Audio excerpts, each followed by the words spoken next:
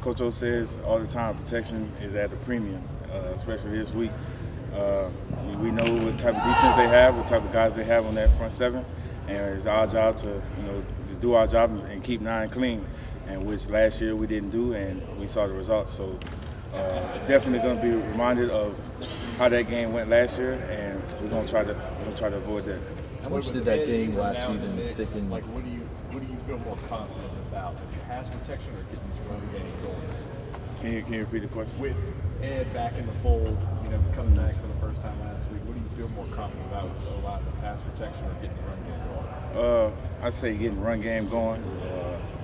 Ed, he's just a brute force at guard. He's a natural run blocker, and it's important for us to get the run, especially in SEC ball. Everybody's good. Everybody, great DBs all over the conference. So we have to get the run game going so we can free up some of the passing game. I know you kind of touched on it there, but y'all's performance in that game last year as an offensive line, how much did that stick out in your mind the rest of the season that kind of hung with you? And even going into this matchup too, how much do you kind of actively want to do a better job? It still sticks with me. I remember we had 11 tackles for loss, 5 sacks, 8 pressures, sack fumble that changed the momentum of the game. So I'll be reminding my group for the rest of this week that we have to avoid that and we have to play better. You have any conversations with Sadiq in terms of, challenging him in a big spot this week? Oh yes, the whole group. We all understand. We've been talking about this for forever. Not really circling this game, but we've known that this game was coming, and we have to play better. And everyone, especially Sadiq, he had a tough game just as well as everybody, but he's ready, and I believe him. When people talk about rivalries, a lot of times it's LSU Alabama. What is it just about LSU and Florida that gets you guys blood flowing? It's a great 2 historic programs. A lot of history in this game. To go back to 07, Jacob Hester, and all the greats that played in this game. It's just a great atmosphere every time we play. You guys were, undefeated going into last year's contest against Florida, also ranked 5th. But I would imagine this year's 5th-ranked team feels a little bit different and probably a little more confident than last year's team, even with the offense. And just describe the difference in feeling maybe going into this game. Yes, sir. We definitely have a lot more confidence. And of course it's a home game, so we feel confident that our fans are going to show out, show up and show out, and they're going to have our back throughout the whole 60 minutes. So definitely a different feel for this year's game. Well, you got 2 teams that are really good on 3rd down, and offensive line and that deep. Has that been a point of emphasis this week on really nailing down those 3rd down conversions? Yes, sir. Every week that's huge. We have to keep drives alive. We have to give Joe time to make the throws that we know he can make, and let these receivers make plays on big 3rd downs.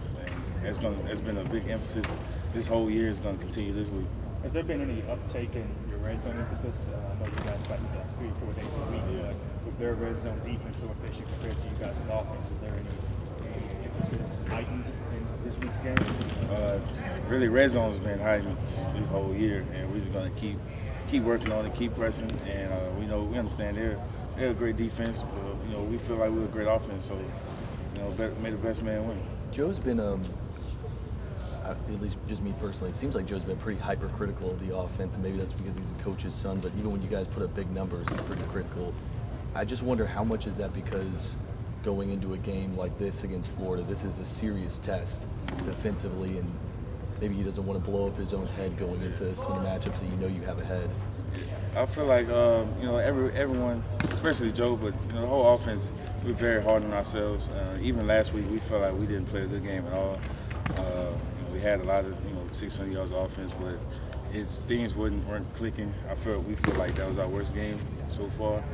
But and so every week we always harden ourselves, and we know we're really about to get tested. So we're going to see what kind of offense we have.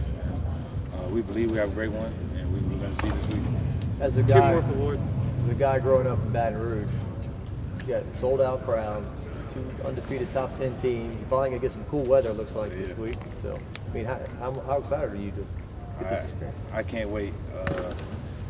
right after the game, the Utah State game, I went home, relaxed a little bit, and I watched Florida film. I can't wait for this game. It's going to be a great atmosphere. The weather's, like you said, is going to be nice. All I ask, like I know they will, the fans, we just need y'all to come out, support, and just get Death Valley rocking this Saturday. It's going to be a great atmosphere. Well, Coach O talks about you guys working on the red zone stuff in practice, and you're so good at it. Is there something that you guys are like punished with when you don't convert in practice that makes you guys so disciplined? Like, what is it in practice? There's no real punishment. They just harp on it so much that when we're doing red zone drills and we don't convert against the defense, we're disappointed in ourselves, and just push us every day. Just every time we're in the red zone, we want 7. We don't just want to settle with 3 points, especially with the test coming up this week and moving on throughout the season. We need 7 when we get to these parts in the red zone. So we just harp on it so much, it becomes a habit that we got to score. We score.